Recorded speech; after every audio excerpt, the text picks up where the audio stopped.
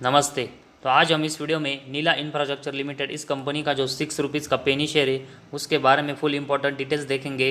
जैसे कि company profit and loss statement में कैसा परफॉर्मेंस कर रही है, कंपनी का कैश फ्लोज कंपनी कैसा जनरेट कर रही है, साथ ही में कंपनी के बैलेंस शीट में कंपनी के पास कितने रिजर्व है और कंपनी के ऊपर कितना बोरेंस है वो भी हम देखेंगे। साथ ही में कंपनी का जो डेप्टर डेज और इन्वेंट्री डेज के नंबर्स है उसमें कंपनी कैसा परफॉर्मेंस कर रही है, और लास्ट में कंपनी के जो प्रमोटर है उनके पास कंपनी की एक अच्छी हिस्सेदारी है या फिर नहीं। और ये सब देखने के बाद ही हमें पता चलेगा कि कंपनी अपने परफॉर्मेंस में कैसा ग्रोथ कर रही है, और उसके बाद ही हम ये डिसाइड कर सकते हैं कि हमें इस कंपनी में एक अच्छी इन्वेस्टमेंट करनी चाहिए या फिर नहीं। तो कंपनी के रिलेटेड जो इंपॉर्टेंट डिटेल्स है उसमें सबसे पहले हम कंपनी के बिजनेस के बारे में इंफॉर्मेशन देखते हैं। तो नीला इंफ्रास्ट्रक्चर ये कंपनी की शुरुआत है वो 1990 से हुई थी, जिसमें कंपनी का जो फ्लैगशिप का यूनिट है वो अहमदाबाद बेस्ड संभव ग्रुप के पास है। और इस कंपनी का जो मेनली बिजनेस है वो construction of affordable housing project और उसके साथ ही में वेरियस डेवलपमेंट जो इंफ्रास्ट्रक्चर से रिलेटेड है उसमें कंपनी काम करती है। और कंपनी का जो मोस्टली प्रेजेंस है बिजनेस का वो गुजरात और राजस्थान लोकेशन पर है। तो इस कंपनी का जो बिजनेस है वो कंस्ट्रक्शन सेक्टर से जुड़ा हुआ है, जिसके परफॉर्मेंस है वो बहुत ही ऊपर नीचे होते हैं। तो वैसे ही हमें इस कंपनी के बारे में भी देखने को मिल सकता है। और इसके लिए हम कंपनी के प्रॉफिट एंड लॉस स्टेटमेंट के बारे में इंफॉर्मेशन देखते हैं, जिसमें पिछले 5 सालों का परफॉर्मेंस देखेंगे। तो इसमें इस कंपनी का जो सेल्स है वो मार्च 18 में 202 करोड़ का था, जो कि इसके अगले साल बढ़कर 213 करोड़ का हुआ। इसके अगले साल बढ़कर 243 करोड़, लेकिन मार्च 21 में इस सेल्स में बहुत ही बड़ा ड्रॉप हुआ और ये 96 करोड़ का हुआ। साथ ही में मार्च 22 में भी कंपनी का सेल्स है वो मार्च 21 के कंपेरेटिवली ड्रॉप होकर 83 करोड़ का रहा। और अभी ट्रेलिंग 12 मंथ्स में कंपनी का जो सेल्स है वो 87 करोड़ का हुआ है। तो मार्च 18, 19 और 20 में कंपनी का जो सेल्स है वो बढ़ रहा था, लेकिन पिछले 3 सालों में मतलब मार्च 21, 22 और ट्रेलिंग 12 मंथ्स में कंपनी का जो सेल्स ड्रॉप हुआ है। उसकी वजह से अगर हम कंपनी का सेल्स का परफॉर्मेंस देखेंगे तो पिछले 5 सालों में कंपनी की जो सेल्स की ग्रोथ है वो -15.6% से हुई है, जो कि कंपनी के परफॉर्मेंस के लिए एक बहुत ही निगेटिव साइन है। और इस सेल्स के कंपेरेटिव अगर हम कंपनी का एक्सपेंस देखेंगे तो मार्च 18 से लेकर अभी तक हम ट्रेलिंग 12 मंथ्स तक देखेंगे तो कंपनी ने अपना जो एक्सपेंस है उसके कंपेरेटिवली सेल्स हमेशा ही ज़्यादा की है, जिसकी वजह से कंपनी का जो ऑपरेटिंग प्रॉफिट है वो कंपनी ने मार्च 18 से लेकर अभी ट्रेलिंग 12 मंथ्स तक सभी साल पॉजिटिव में जनरेट किया है। तो कंपनी का ऑपरेटिंग प्रॉफिट प्लस में कंटिन्यूस जनरेट हो रहा है, जो कि एक अच्छा साइन है। लेकिन अगर हम इसकी ग्रोथ देखेंगे तो मार्च 18 में कंपनी का जो ऑपरेटिंग प्रॉफिट 35 करोड़ का था, वो अभी ट्रेलिंग 12 मंथ्स में कंपनी सिर्फ 4 करोड़ के आसपास जनरेट कर रही है। तो बहुत ही बड़ा ड्रॉप है वो पिछले 5 से लेकर 6 साल में कंपनी के ऑपरेटिंग प्रॉफिट में हुआ है। और जैसे अभी कंपनी का ऑपरेटिंग प्रॉफिट कंसिस्टेंट डाउन हो रहा है, वैसे हमें आने वाले समय में ये कंसिस्टेंट डाउन होते हुए देखने को मिलेगा। तो ये कंपनी लॉस में भी जाते हुए देखने को मिल सकती है। तो इसी वजह से कंपनी को सबसे पहले अपनी जो सेल्स की ग्रोथ है वो अच्छे से बढ़ानी पड़ेगी, तभी हमें कंपनी का ऑपरेटिंग प्रॉफिट में आने वाले समय में एक अच्छी ग्रोथ देखने को मिलेगी। और उसके साथ ही में कंपनी का ऑपरेटिंग प्रॉफिट मार्जिन के बारे में इंफॉर्मेशन देखेंगे तो मार्च 18 में ये 17.71% का था, जो कि इसके अगले साल ये कम होकर 16.98%, इसके अगले साल ये ड्रॉप होकर 11.78%, इसके अगले साल ये फिर से ड्रॉप होकर 10.04%, मार्च 22 में 8.93%, जो कि ये भी मार्च 21 के कंपेरेटिवली ड्रॉप हुआ। और उसके साथ ही में ट्रेलिंग 12 मंथ्स में भी कंपनी का ऑपरेटिंग प्रॉफिट मार्जिन है वो ड्रॉप होकर 5.59% का हुआ है।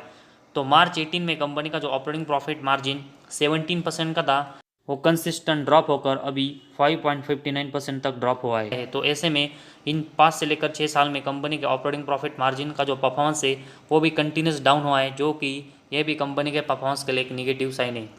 और उसके बाद कंपनी का अगर हम नेट प्रॉफिट का परफॉर्मेंस देखेंगे, जिसमें मार्च 18 में कंपनी का नेट प्रॉफिट 20 करोड़ का था, जो कि इसके अगले साल ये कंपनी ने मेंटेन रखकर 20 करोड़ का जनरेट किया। लेकिन इसके अगले साल कंपनी के नेट प्रॉफिट में ड्रॉप होकर ये 16.49 करोड़ का हुआ।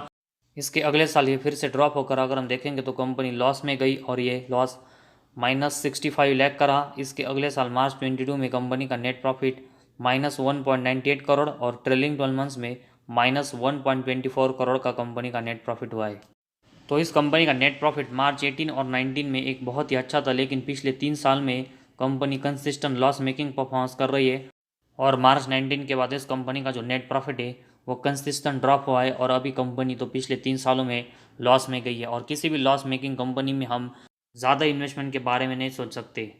और उसके बाद कंपनी का अगर हम ईपीएस देखेंगे तो इसमें भी कंपनी मार्च 18, 19 और 20 में अर्निंग पर शेयर है वो पॉजिटिव में जनरेट कर रही थी, लेकिन जैसे ही कंपनी का नेट प्रॉफिट का परफॉर्मेंस है वो पिछले 3 सालों में लॉस मेकिंग हुआ, उसी तरह कंपनी का अर्निंग पर शेयर का परफॉर्मेंस है वो भी पिछले 3 सालों में लॉस मेकिंग हुआ है। और उसके साथ ही में कंपनी मार्च 18 तक अपने कस्टमर्स को डिविडेंड दे रही थी, जो कि इसके बाद अगर हम देखेंगे तो कंपनी ने पिछले कुछ सालों से डिविडेंड देना भी बंद कर दिया है। तो ओवरऑल कंपनी का प्रॉफिट एंड लॉस स्टेटमेंट में अगर हम कंपनी का परफॉर्मेंस देखेंगे तो पिछले 3 साल में कंपनी की जो सेल्स की ग्रोथ है वो बहुत ही डाउन हुई है, और उसकी वजह से अगर हम देखेंगे तो कंपनी का ऑपरेटिंग प्रॉफिट मार्जिन और उसके साथ ही में कंपनी का नेट प्रॉफिट और ईपीएस है, इन सब के परफॉर्मेंस में पिछले 4 से लेकर 5 साल में कंपनी के परफॉर्मेंस है वो डाउन हुए।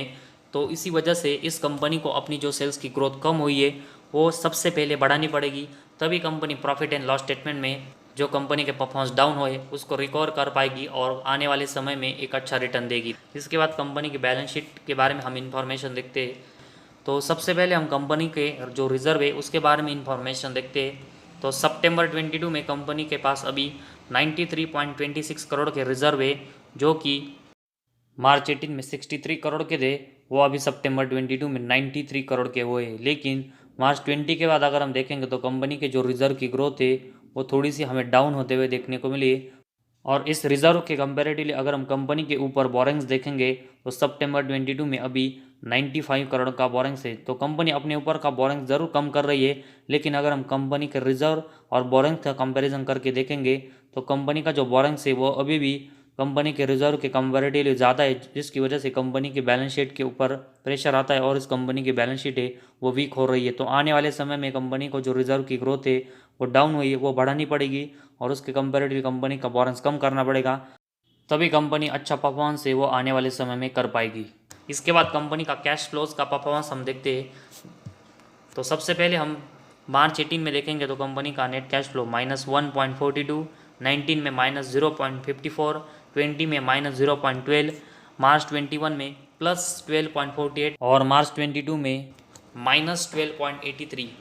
तो पिछले अगर हम 5 साल में देखेंगे तो कंपनी का जो नेट कैश फ्लो है वो कंपनी ने एक ही साल मतलब मार्च 21 में प्लस में जनरेट किया है, उसको छोड़कर देखेंगे तो कंपनी का जो नेट कैश फ्लो है वो 4 साल लॉस मेकिंग रहा है। तो मैक्सिमम कंपनी अपने नेट कैश फ्लो का जो परफॉर्मेंस है उसमें लॉस मेकिंग परफॉर्मेंस कर रही है, और किसी भी कंपनी का net cash flow loss making होता है उस कंपनी का परफॉर्मेंस है वो इम्प्रूव होने में बहुत ही वक्त लगता है। तो इसी वजह से कंपनी का जो नेट कैश फ्लो है वो कंपनी को आने वाले समय में मैक्सिमम पॉजिटिव में जनरेट करना पड़ेगा, तभी कंपनी एक नेट कैश रिच कंपनी बन पाएगी और कंपनी की अच्छी ग्रोथ होगी।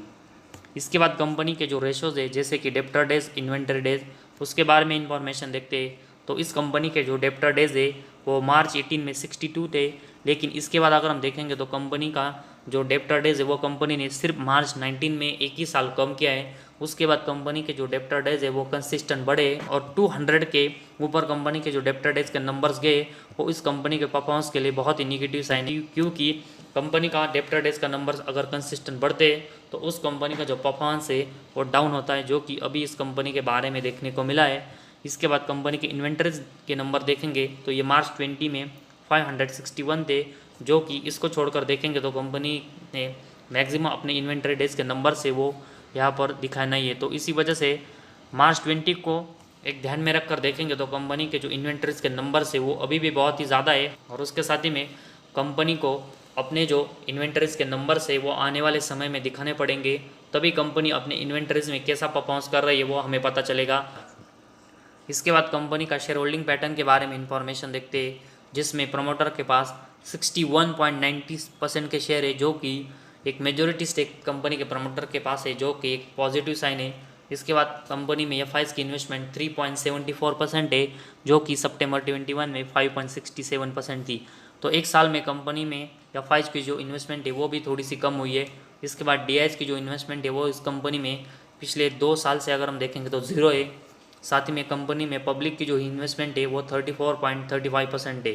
तो इस कंपनी के प्रमोटर के पास मेजॉरिटी स्टेक ज़रूर है, लेकिन साथ ही में अगर हम कंपनी का परफॉर्मेंस देखेंगे तो प्रॉफिट एंड लॉस स्टेटमेंट में कंपनी की जो सेल्स की ग्रोथ है वो पिछले 3 साल से डाउन हुए, जिसकी वजह से ऑपरेटिंग प्रॉफिट मार्जिन, कंपनी का नेट प्रॉफिट और ईपीएस, इन सब में कंपनी के परफॉर्मेंस है और लॉस मेकिंग हुई। साथ ही में कंपनी की अगर हम बैलेंस शीट देखेंगे तो कंपनी के जो रिजर्व है वो अभी भी कंपनी के बोरंस के कंपैरेटिवली कम है, जिसकी वजह से कंपनी की जो बैलेंस शीट है वो अभी भी अनस्टेबल है।